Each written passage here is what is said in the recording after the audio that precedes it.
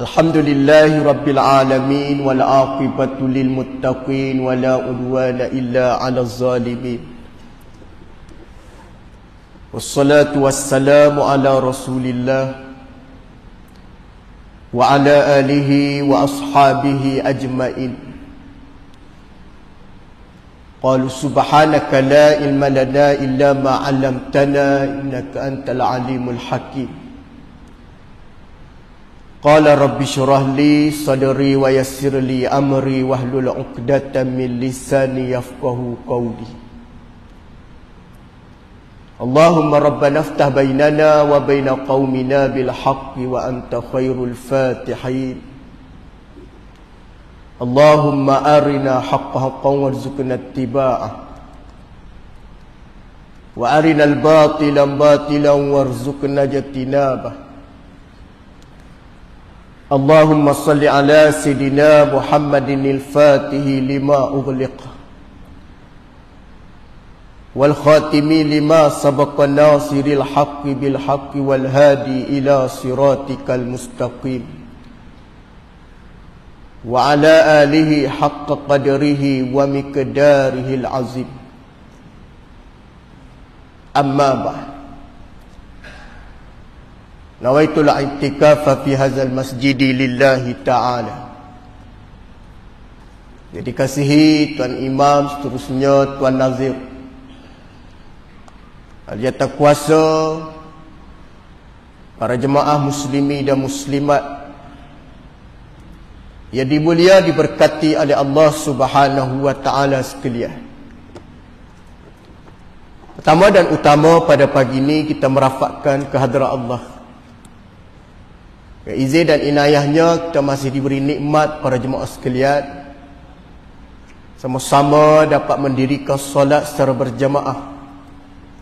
Kita juga diberi peluang sama-sama berada di dalam majlis ilmu ataupun kita sebut sebagai halaqatu zikrullah. Mudah-mudahan kita diberi oleh Allah Subhanahu wa taala kefahaman dan mudah-mudahan kita istiqamah insya-Allah. Pada pagi ini insya-Allah Ustaz akan membicarakan dengan para jemaah ibu ayah sekalian, dipetik daripada kitab adab orang Islam yang beriman pada Allah Subhanahu wa taala. Apabila kita membicarakan dengan adab, maka ia tidak lepas kita daripada mencontohi Nabi SAW. Kerana kita tahu susuk tubuh badan yang bernama Muhammad ibnu Abdillah adalah seorang insan yang cukup hebat di sisi Allah Subhanahu wa taala. Dia juga menjadi contoh kepada umat baginda Nabi SAW bagi memastikan supaya umat ini tidak lari daripada landasan ataupun lari daripada syariat. Maka didatangi dengan contoh dan akhlak Rasulullah sallallahu alaihi wasallam. Sebagai seorang umat Nabi, maka pentingnya kita mengamalkan adab ataupun akhlak yang ditunjuk oleh Nabi sallallahu alaihi wasallam. Di dalam satu hadis, Nabi sallallahu alaihi wasallam pernah bersabda. Apa kata Nabi? Izal taqa muslimani fasayfihima falqatilu wal maqtul. Falqatili wal maqtul finnar. Faqila ya Rasulullah hadzal qatil fama balul maqtul li'annahu arada qatla sahibihi. Hadis muttafaqun alaih. Artinya kata Nabi SAW, bila dua orang Islam tadi, yakni umat Nabi SAW lah, merujuk kepada dua orang Islam yang mana mereka bertarung pedang, kata Nabi. Bermaksud tak puas hati lah. Bertarung pedang bermaksud tidak berpuas hati di antara kedua orang Islam. Maka bagaimana Nabi SAW menyebut maka kedua-dua itu yang mana boleh membunuh. Apabila sifat tak puas hati berlaku ni, memang membunuh. Sama ada membunuh di segi zahir menggunakan mata pedang, ataupun membunuh di sebaliknya, yang disebut dengan carrier dan karakter orang.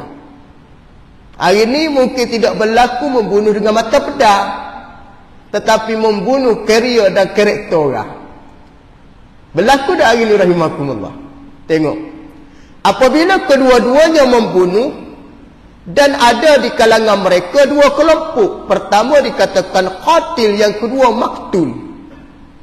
Orang yang bunuh dan orang yang kena bunuh. Memanglah dua watak ni akan keluar lah. Orang yang membunuh, orang yang kena bunuh.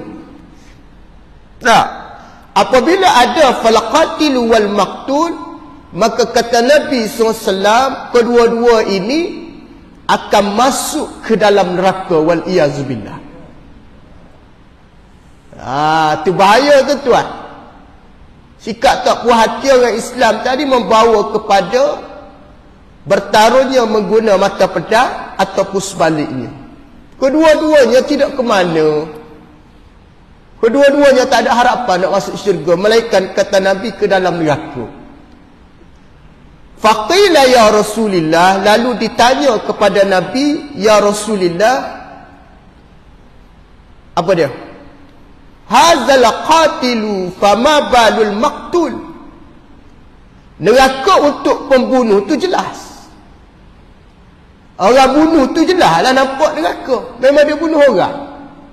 Kesilapan dia memang nampak. Ada orang yang buat khianat orang, orang yang selalu mengkhianati, menzalimi orang, nampak dah dia sifat zalim. Nah, tetapi kata sahabat, betapa halnya dengan orang yang terbunuh itu. Macam mana pula yang disebut dengan fabalul maktul? Orang kena bunuh pula jadi apa tak? Hak kita faham, orang kena bunuh mati ya. Hak membunuh orang, dia hidup, hak kena bunuh mati. Sedap lah orang yang bunuh orang, orang yang kena bunuh tu menerima kesengsaraan. Nampak tuan-tuan? Bukan sengsara diri saja, dengan anak bini, dengan susahnya keluarga. Tuan-tuan, betul tak rahimakumullah? Waktu Islam dia larang benda-benda macam ni kan. Apa jawab Nabi SAW? Nah, jawab Nabi SAW, apa dia? Li'annahu arada qatla sahibihi, kata Nabi. Kerana dia berniat hendak membunuh kawannya juga. Rupanya berlaku di antara dua kisah ni. Dua manusia ni, dua di kalangan orang beriman ni, orang Islam ni, masing-masing ada matlamat sama. Hak tu pun nak bunuh, hak dibunuh pun nak bunuh juga. Dia kata atas nasib lah. Kalau panjang umur aku hidup, kamu mati. Kalau panjang umur aku, panjang umur kamu, aku mati, kamu hidup. Masing-masing bawa satu misi yang sama. Misi yang sama macam mana? Masing-masing nak bunuh. Tapi menatijahkan kedua-dua ni, ada seorang akan kalah. Ada seorang akan kalah, dia tak menang dua-dua. Di dalam pertempuran mesti ada yang kalah menang kan. Yang menjadi malangnya yang kalah. Tapi yang menang itu rasa seronok. Tapi kalau dalam sebut dalam bab jihad, yang menang itu diberi oleh Allah Subhanahu wa ta'ala keistimewaan. Kalau tentera Islam menang, istimewa tentera Islam, mendapat banyak keistimewaan, diberi janji oleh Allah. Seperti mana yang disebut, ya alal bad i'malu ma syi'tum, wahai tentera Badar, buat apa yang kamu suka. Setelah berlaku ataupun setelah diisytihar kemenangan tentera di dalam peperangan Badar. Tapi adakah Badar tentera itu buat suka-suka hati? Tidak. Dia masih terikat dengan peraturan. Walaupun dia ada kebebasan, walaupun dia ada kemenangan, tapi kemenangan itu bukan segala-galanya. Tetapi kalau mereka tewas, ataupun mereka tidak menang di dalam peperangan tapi mereka tu mati, maka namanya syahid. Tetapi musuh berlainan. Musuh bila mana menang menggunakan kuasa untuk menindas orang yang kalah. Anda tak ada berhati hari ni tak? Orang yang menang atas jalan kebatilan, orang yang menang atas jalan bukan kebenaran, dia menang, dia menindas orang bawah. Berlaku? Nah, apabila dia mati katok. Orang tak beriman begitu. Mati-mati saja tuan-tuan kan? Tapi orang beriman, walaupun dia ni tak menang, dia ditindas, tetapi dia pihak benar. Apabila dia di pihak benar, apa Allah Ta'ala bagi pada dia? Allah Ta'ala bagi kepada dia ganjaran pahala di atas kesabaran. Berbeza. Walaupun kumpulan yang menang itu tak ramai. Tak ramai kumpulan menang itu, tak sedikit berbanding yang kumpulan yang mana dia berada dalam keadaan kebatilan. Dia benar batil dengan hak ni, tuan-tuan, dia tak boleh duduk sekali. Dalam Al-Quran Allah sebutkan, iza ja'akal haq wa zahaqal batil. Apabila datang kebenaran, lenyap kebatilan.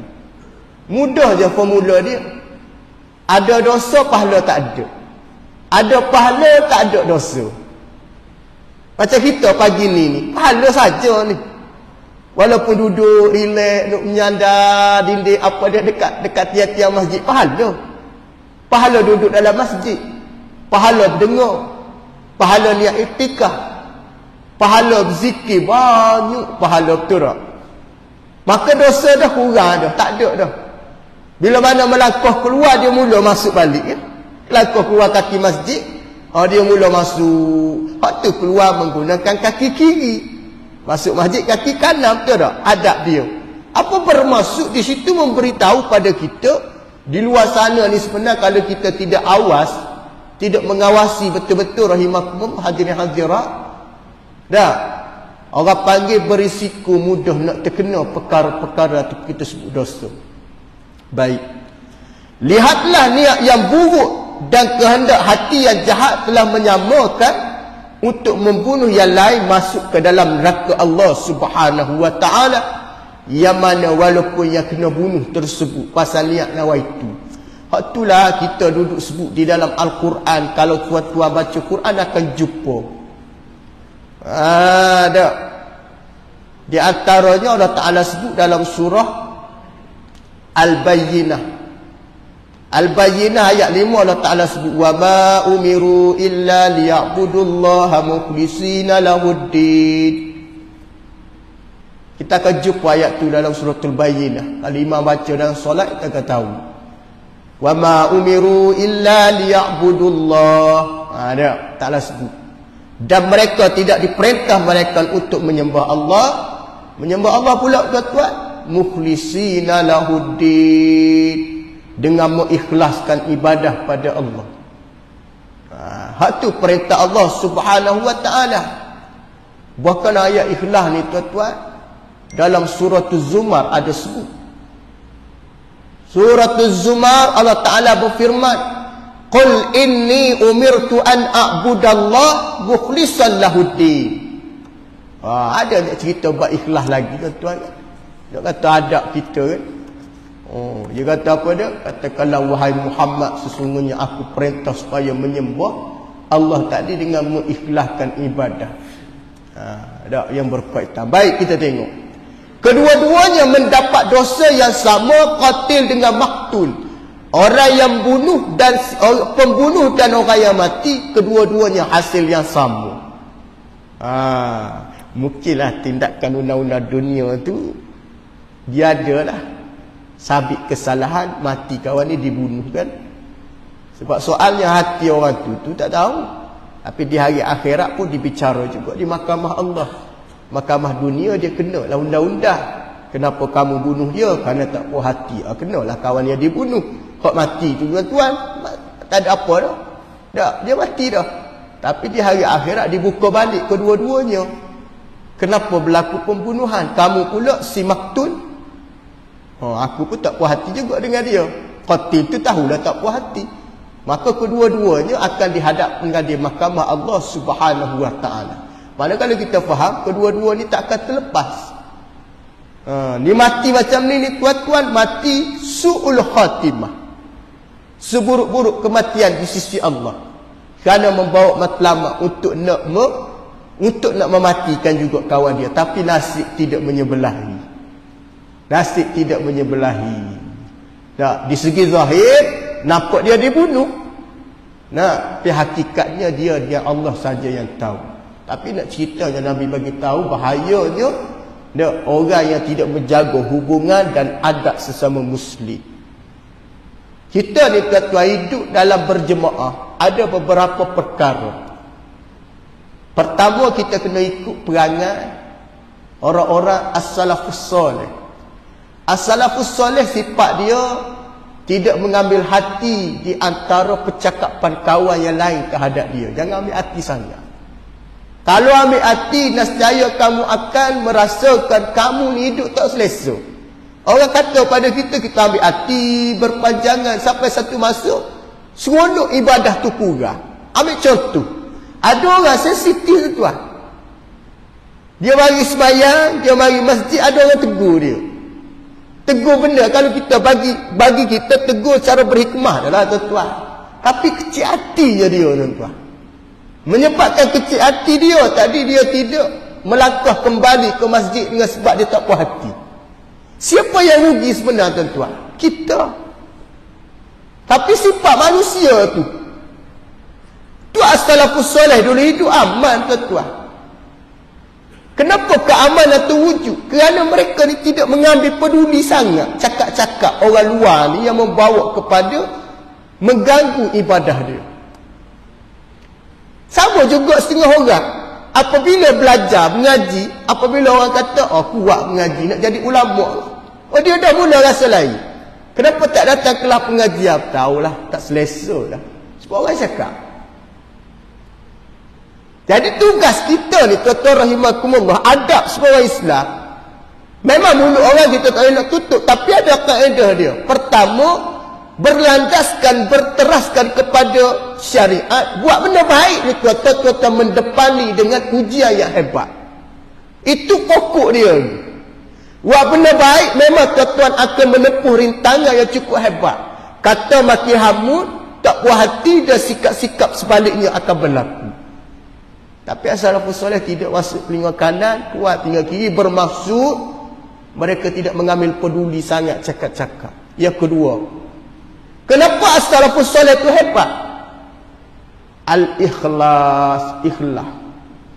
Ikhlas tak ni tuan-tuan, buat apa benda pun kalau ikhlas, tak peduli orang nak cakap apa. Tu amalan kita ni tuan-tuan, ikhlas tu yang paling tinggi kedudukan dia. Tuan-tuan pernah dengar kan? Kita ni duduk di satu fasa yang kita kata fasa akhir zaman. Seorang ayah, fokus ayah tuan-tuan kan, bapak lah. Bapak ni tuan-tuan, ayah ni dia peranan besar. Besar tak besar, kata Allah Ta'ala sebut di dalam Al-Quran. Allah Ta'ala sebut di dalam Al-Quran tentang bapak dengan dia pada lelaki ni tuan. Ar-rijalu qawwamuna 'alan nisa, Allah Ta'ala sebut. Dia menjadi teras ketua kepada kaum wanita.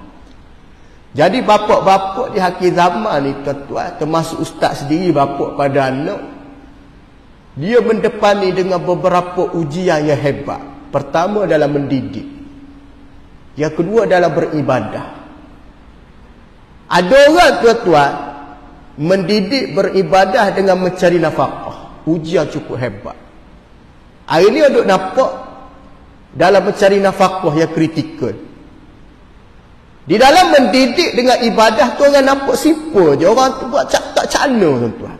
Di dalam nafkah orang buat cakna betul, cari rezeki. Bagus kerana tu cabar daripada kewajipan. Tetapi menjadi kesilapan, dia mengenepikan dalam soal mendidik dan dalam soal dalam soal ibadah. Cari nafkah bagus tuan-tuan, dapat gaji belanja ataupun bagi peruntukan, bagi dia punya keperluan rumah tangga tu bagus. Tetapi jangan tinggal dua, pendidikan dengan ibadah. Kerana dua ni asas. Sepatutnya ibadah tadi mesti didahulukan dulu.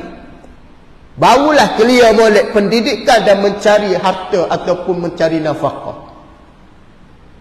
Tuan-tuan tengok contoh.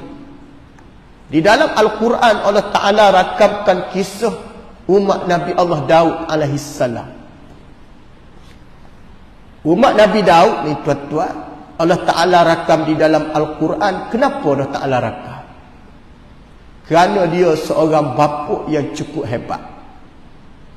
Siapa dia kah umat Nabi Daud yang dirakam oleh Allah di dalam Al-Quran yang mempunyai kehebatan?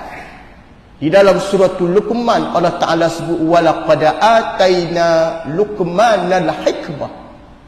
Surah Luqman ayat 12. Tatkala bagaimana Allah Subhanahu wa taala sebut walaqad ataina Luqmanal hikmah. Dan sesungguhnya kata Allah kami telah memberi kepada Luqman, beri apa dia? Hikmah, kebijaksanaan. Allah Ta'ala beri kepada Luqmanul Hakim tadi kebijaksanaan. Jadi Luqman ni tuan-tuan dia tahu dia bijak ni kerana anugerah Allah, bukan bijak kerana dia. Luqmanul Hakim. Tuan-tuan, apabila nama Allah Ta'ala sebut di dalam Al-Quran, dia ni bukan benda main-main. Macam Allah Ta'ala sebut kisah Ashabul Kahfi dalam Al-Quran, bukan benda main-main. Pemuda yang cukup dipuji oleh Allah, hak agak diperbahaskan di akhir zaman, di saat ni tetap Ashabul Kahfi banyak pandangan. Tapi hak tak berapa nak comelnya, bila mana orang Islam sudah mula menunjuk dan menunding kesilapan antara satu sama lain, hak tu paling tak comel. Tapi kalau nak berdiskusi, kalau nak memperbetulkan keadaan, di sekadar pandangan banyak khilaf benda tentang dia, tapi jangan sampai menaikkan. Masatara mu'minan satarallahu fid dunya wal akhirah. Siapa dia yang menutup keaiban orang Islam lain, Allah Ta'ala tutup keaiban di dunia dan hari akhirat. Lebih kepada tak puas hati, maka dia buka aib orang. Hak salah dia tuan-tuan, dia koikkan zaman-zaman lampau. Hak ni tuan-tuan zaman jahiliah sudah mula menular dalam masyarakat. Baik Islam Umar, Islam Khalid ibn Al-Walid, Islam para sahabat Abu Sufyan, Islam semua. Adakah Rasulullah mengajar para sahabat mengungkit balik sejarah lama? Tidak diajarkan. Tapi umat hari ni dia ukit balik. Dia ukit balik tu seolah-olah macam tak betul ni tuan. Walaupun ustaz tak ada ilmu sangat, rasa segar malu dengan Allah. Pasal apa tuan-tuan, masing-masing nak tunjuk kehebatan. Walaupun kita melihat benda ni kalau diperbincangkan elok selesai je kan, duk hangat. Jadi macam tak seronok. Kita sayang kepada Ashabul Kahfi kerana mempertahankan akidah dia kan. Pemuda yang mempertahankan agama berkesanggupan sehingga hampir 300 tahun Allah Ta'ala tidurkan dia tu kan. Tapi nak cerita apabila polemik negatif berlaku, menyebabkan kisah ini seolah-olah macam jadi fitnah pada umat akhir zaman. Ya tak? Sebenarnya tuan-tuan, kita kena cermat dalam membicarakan kisah-kisah yang berlaku pada umat-umat terdahulu. Cermat. Sama juga orang mempertikaikan dulu kan, keturunan ayah Nabi dulu Islam kata. Ada orang sampai tahap tu mempertikaikan kan. Sebelum kedatangan Nabi, musyriki Mekah tu duduk zaman jahiliah kan, tak tahu agama mana, sampai mempertikaikan tahap tu tuan-tuan. Dia punya nasab keturunan ayah Muhammad tu naik-naik tu, dia agama apa, dia macam-macam orang nak fikir.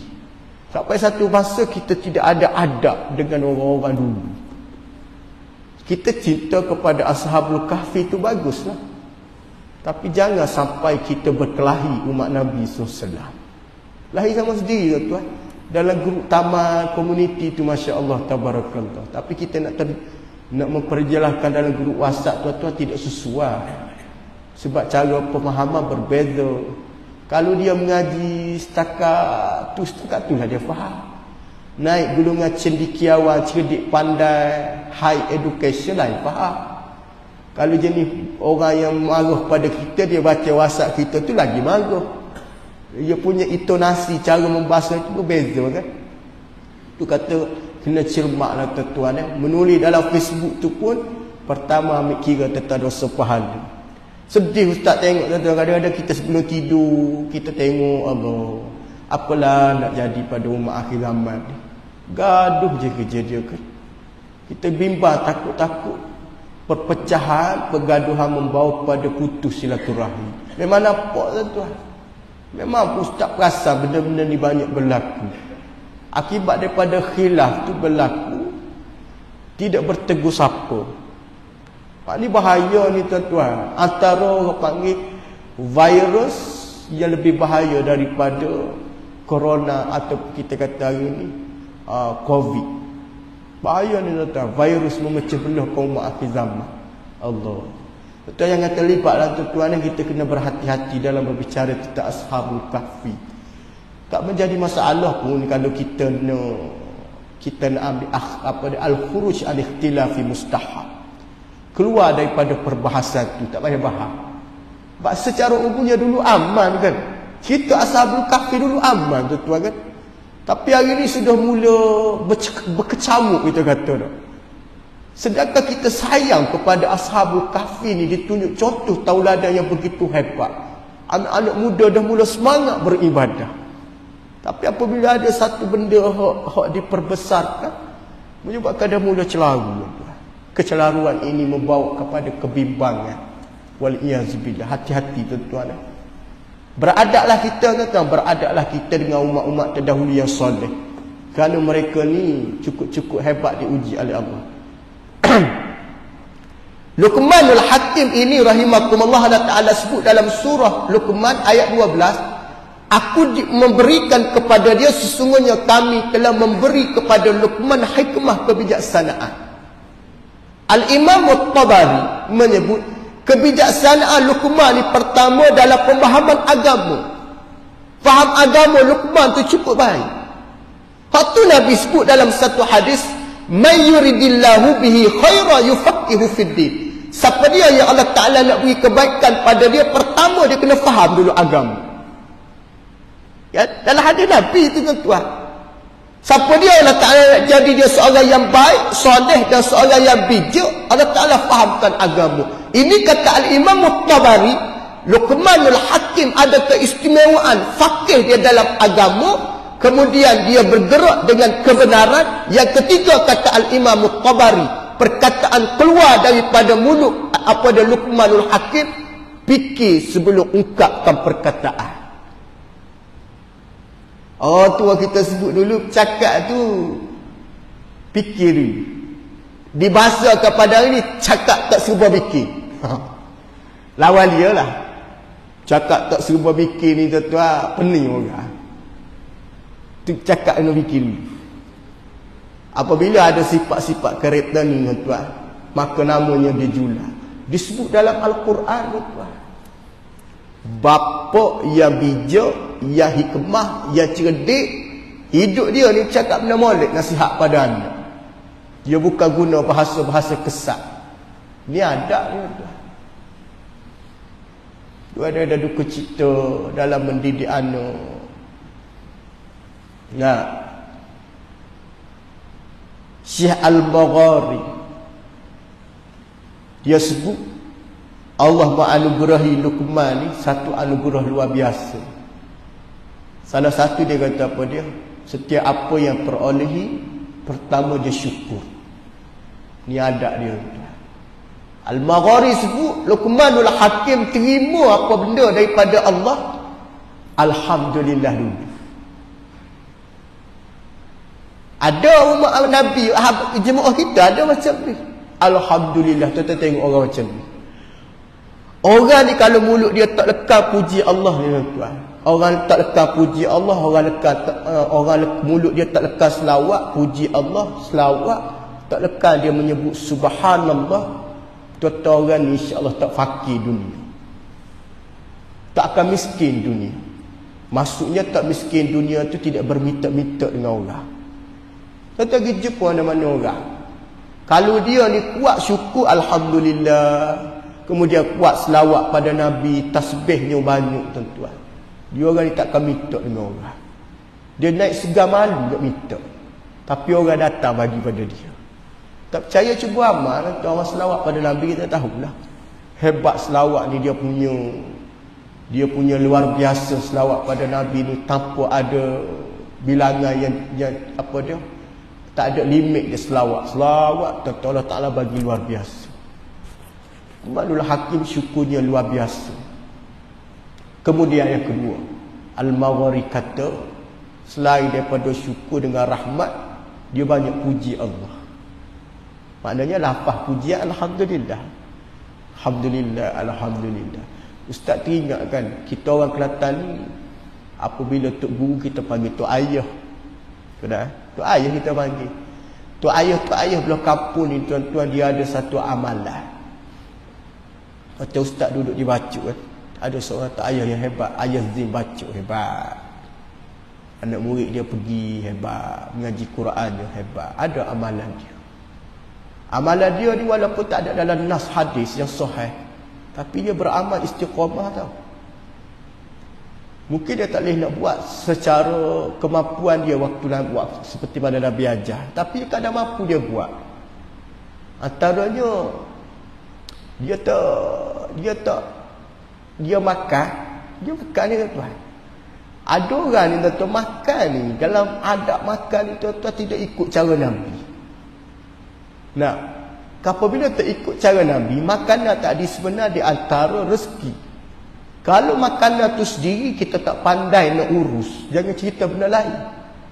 Sebab asas kan, dia punya tuan-tuan jaga makan tuan-tuan adalah sikit.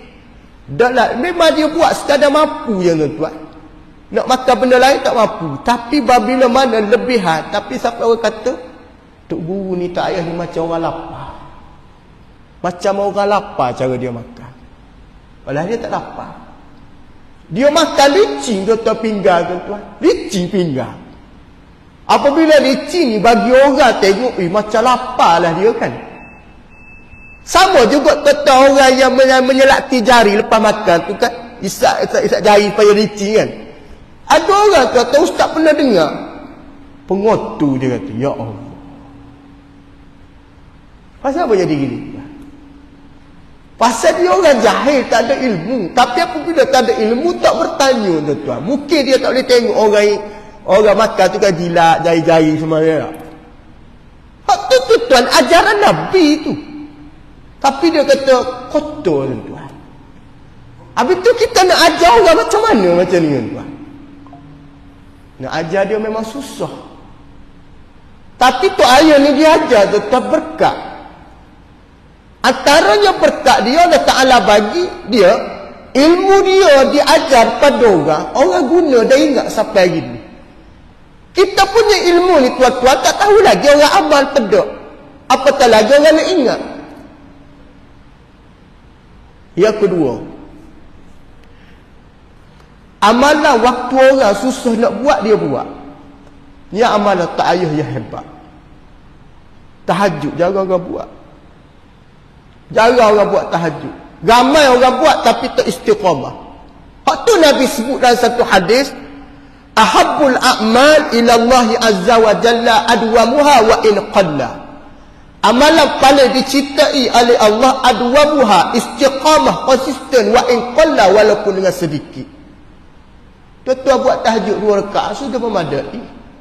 Boleh buat tapi nak istiqamah tu payah, betul tak? Tapi tak payah ni istiqamah tahajud. Istiqamah solat sunat sebelum subuh.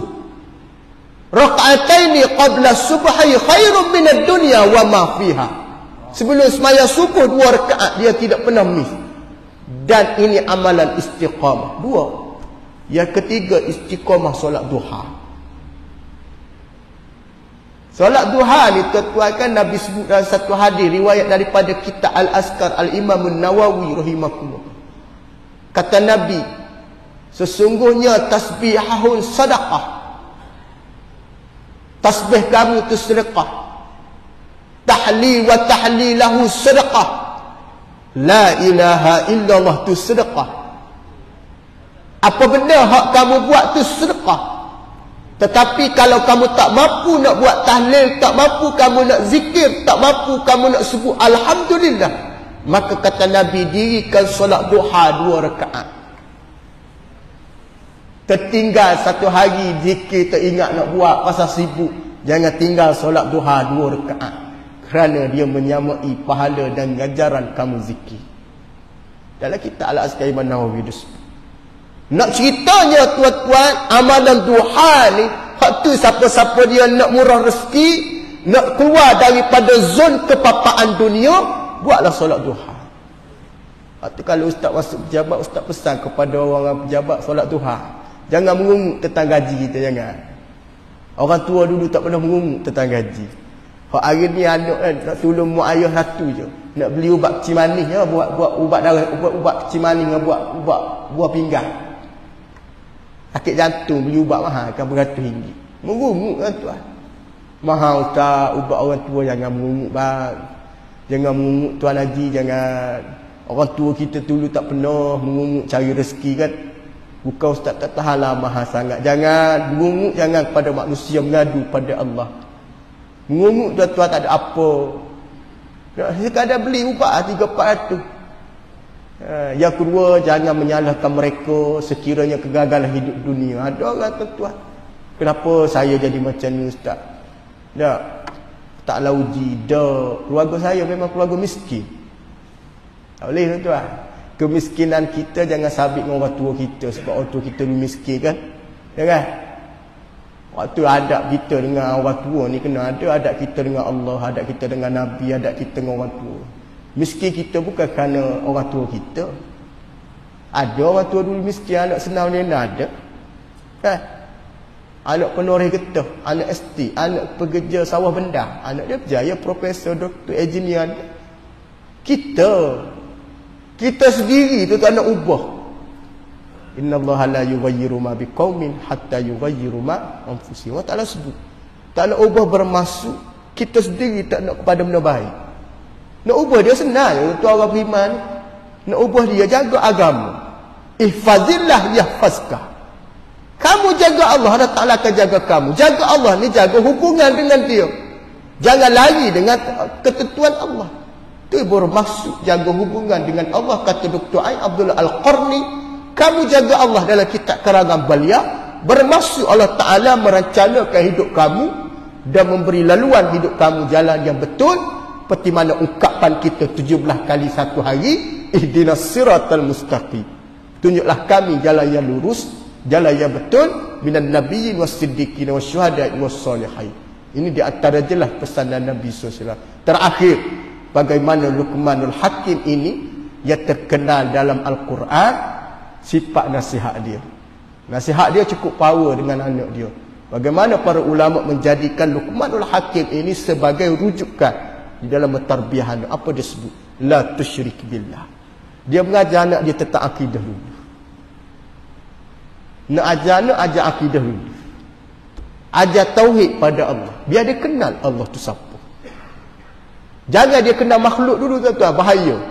Dia kenal makhluk tuan-tuan, menyebabkan makhluk itu mempengaruhi dia. Dia tak dapat benda lain. Biar dia kenal Allah. Hak tu ustaz kadang-kadang tengok, ada kesan kita belajar dulu sifat 20 yang diajar di sekolah-sekolah tadika. Allahu wujud kidam baqa. Rindu balik zaman tu. Betul tak? Ni masa ustaz dululah 40-30 tahun lepas. Kita mengaji tuan-tuan. Guru-guru duk ajar, ingat tetap hafal. Hari ni dah kurang dah benda ni kan? Tak ada dah. Tidak diperdengarkan. Yang ada zaman dah berubah. Dulu tuan-tuan asyik je nas'aluka, ya dah. Tengok dah berubah dah nampak. Hak tu lah Nabi sebut tuba liman hudiyal Islam. Berjayalah orang yang Allah Ta'ala beri petunjuk Islam pada dia. Tuba liman hudiyal Islam. Nah, Allah. Boleh tuan cuba ni balik. Sebab kita ada anak cucu kan, cuba riset baliklah. Walaupun dunia menuju ke era kemodenan. Nah, tuba lil ghuraba, kata Nabi. Berjayalah orang hidup yang tak follow sangat, tetap benar-benar membawa kepada kebimbangan kita tentang kehidupan. Ada itu disebut berjayalah orang yang terasing kan. Bada al-Islamu ghariban wa sayaudu kama bada al-ghariba fatuba lil ghuraba. Islam dulu terasing, zaman Nabi payah nak terima, macam-macam diberi label pada Nabi. Wa sayaudu kama bada al-ghariba, akan kembali balik. Kamu nak buat macam tu orang tengok pelik. Tuba lil ghuraba, maka berjayalah orang hidup mengikuti cara Nabi walaupun orang tengok pelik. Tak, masa kita riset balik. Riset balik maksud jangan duduk lari sangat channel dia. Bukan tak boleh tengok TV, boleh. Waktu maghrib tutup, setengah jam sebelum maghrib tutup. Bukan tak boleh main handphone, boleh, tapi kontrol sikit. Maksud begitu. Riset balik. Jadikan dalam keluarga, biar orang panggil sakinah mawaddah warahmah tadi, merutini dengan benda-benda baik. Kurangkan bercakap perihal orang lain dalam rumah tangga, jangan. Isteri nak cerita orang lain, kita stopkan awal, noktahkan dia. Tak apalah kita sembah pasal keluarga kita, itu lebih baik. Sebab bahaya tuan, apabila dia budaya suka cerita perihal orang dalam rumah tangga kita. Nah, gajah di depan tak nampak tuan. Duk nampak orang di jauh tu dah. Waktu jadi bahaya. Nah, waktu Luqmanul Hakim yang Allah Subhanahu Wa Taala rakamkan di dalam Al-Quran ini, dia ni seorang yang mana kerdil tuan. Luqmanul Hakim susuk tubuh badannya hitam, ada setengah kata dia ni kerdil, pendek, tak adalah tinggi. Dia ni biasa je orang yang lemah di segi pandangan manusia, tetapi dia diberi oleh Allah anugerah luar biasa. Antaranya Imam Ibn Katsir ada sebut, Luqmanul Hakim pernah menjawatan sebagai qadhi di zaman Nabi Allah Daud. Dia pernah memegang jawatan sebagai qadhi. Dia juga bukan sekadar qadhi, kebolehan dia walaupun kerdil, lemah dia di sudut pandangan manusia, dia boleh ada kepakaran di dalam bertukang kayu. Tukang kayu pun pandai. Ustaz ingat zaman-zaman orang tua dulu, dia tu imam, dia jadi tukang rumah, dia juga jadi penyawah benda, tukang sawah. Ini karakter dia. Dia bukan sekadar jadi tukang kayu, dia pengembala binatang. Rupanya tuan-tuan, orang-orang dulu boleh buat rumah, boleh jadi tok imam, boleh jadi bawa tahlil arwah, boleh baca talqin, semua boleh. Tapi pendidikan dia tak ada kan? Fijir dia tak ada kan? Tak ada sekeping ijazah kan? Tak ada. Tapi semua boleh. Sehingga kan dalam kampung orang cari dia. Tuan-tuan tengok orang dia ada dalam kampung sekarang ni. Tak ramai tuan-tuan. Ada yang telah kembali, ada yang sudah diambil oleh Allah, maknanya sudah meninggal. Yang adanya sedikit bilangan, 1000 seorang mungkin. Ada setengah kawasan, boleh dikatakan kawasan perumahan baru tak ada orang macam ni, tak ada dah. Nak cari orang yang macam ni, nah, tak ada. Inilah realiti rakaman Allah di dalam Al-Quran. Walaupun dia tidak mendapat pandangan di sisi manusia, tetapi dia dikenali oleh Allah Subhanahu Wa Taala. Ini kehebatan secara rekas Luqmanul Hakim. Kerana kita berbincang tentang beradab, seorang bapa ni mempunyai akhlak dan adab yang baik, dan menyebabkan Allah Subhanahu Wa Taala muji dia di dalam Al-Quran. Cukup sekadar itu pada pagi ini, insya-Allah. Baik itu datang daripada Allah, kurang kelemahan pada diri saya mohon maafkan. Mudah-mudahan kita diampunkan oleh Allah Subhanahu Wa Taala, insya-Allah. A'udzubillahi minasyaitonirrajim. Bismillahirrahmanirrahim. Allahumma faqih fid din wa alimhu ta'wil. Allahumma ihdinas siratal mustaqim minan nabiyyin was-siddiqin wasyuhada'i was-shalihin. Hasuna ulaika rafiqa ya arhamar rahimin. Allahumma ya muqallibal qulubi tsabbit qulubana ala dinik wa ala ta'atik. Rabbana atina fid dunya hasanah wa fil akhirati hasanah wa qina adzabannar. Sallallahu ala Muhammad walhamdulillahi rabbil alamin. Assalamualaikum warahmatullahi wabarakatuh.